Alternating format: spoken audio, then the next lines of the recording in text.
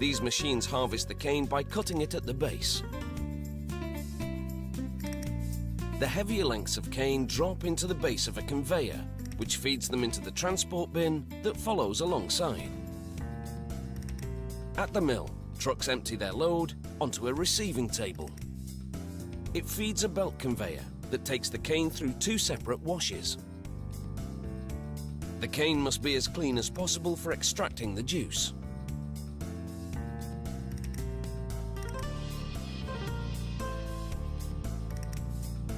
But first, the cane's hard structure is broken down inside this crusher, where rotating hammers break the cane into small pieces. A conveyor loads it into a milling tandem designed to extract the sweet juice from the crushed cane.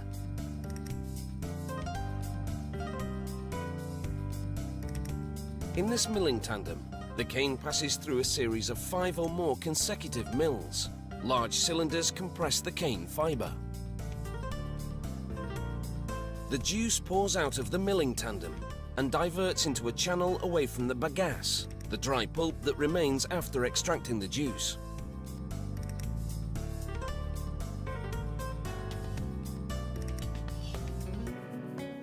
A worker supervises the operation at each of the mills. A vat collects the juice that flows from the top and bottom of the mills. Now that the juice is extracted from the sugar cane, it's time to process it. However, before it's turned into sugar crystals, a sample goes through a series of tests at the sugar mill's laboratory. They add a thickener that binds to impurities in the juice, and then filter it to make it clear and clean. Then it's poured into a polarimeter, a machine that measures the concentration of sugar.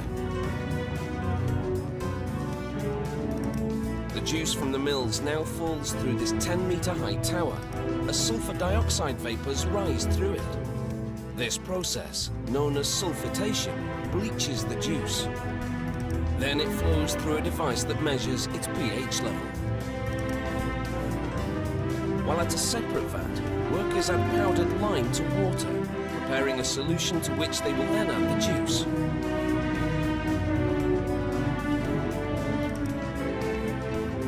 An agitator mixes the cane juice and lime solution for about 6 hours to complete a process called alkalization.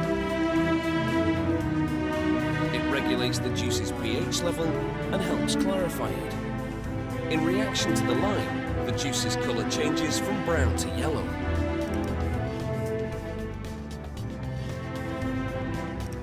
Next, the juice goes into these clarifier tanks. It takes over 2 hours for the juice to settle and for the impurities to fall to the bottom of the tank. A sample taken from the tank shows how the sludge collects at the bottom, while the clarified juice collects at the top. There's still quite a way to go before it's transformed into the stuff that goes into your tea. Workers filter the residue, known as mud, from the clarifier tanks to extract any remaining sugar.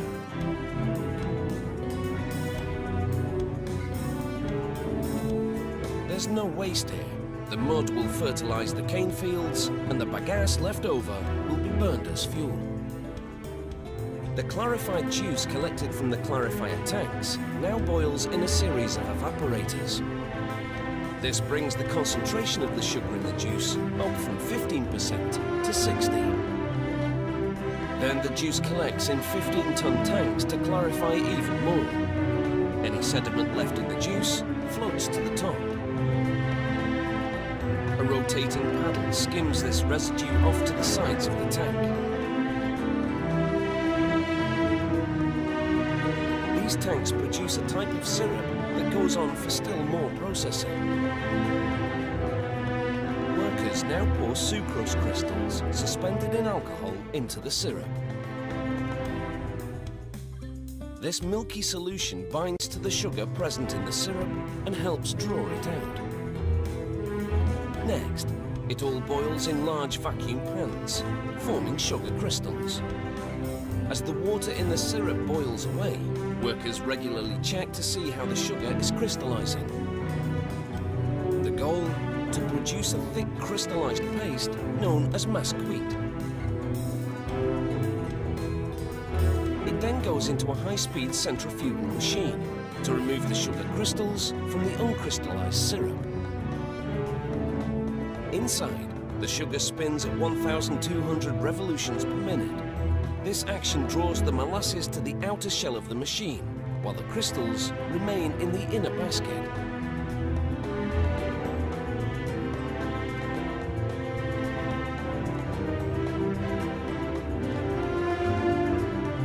Sprays of water wash the crystals, then the water is drawn out so only the crystals remain.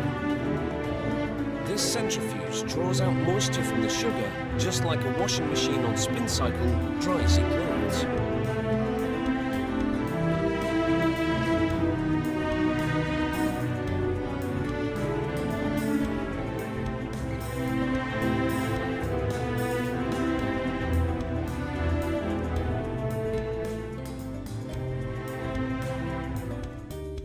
Next, a conveyor belt carries the sugar crystals out of the centrifuge. This mill produces raw sugar, which has more molasses and is unbleached, and plantation white sugar, which has less molasses and is bleached a brilliant white.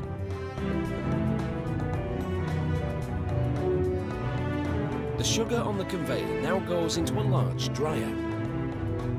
Hot air blows into this dryer to bring the sugar's humidity level down to 0.02%. That's standard for table sugar.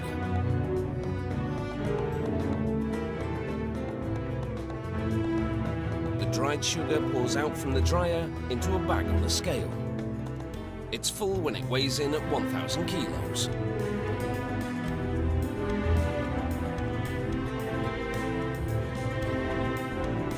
A hoist then carries the bags to a platform at the far end of the packing facility. At 3,000 kilos, that is a heavy load. It lowers each bag over a chute that leads to the factory's main floor. Workers carefully open each bag in turn and pour out the sugar directly into the chute. It feeds an automated packaging machine which fills a series of 2-kilo plastic bags, seals them and separates them. This packing facility produces 200,000 bags.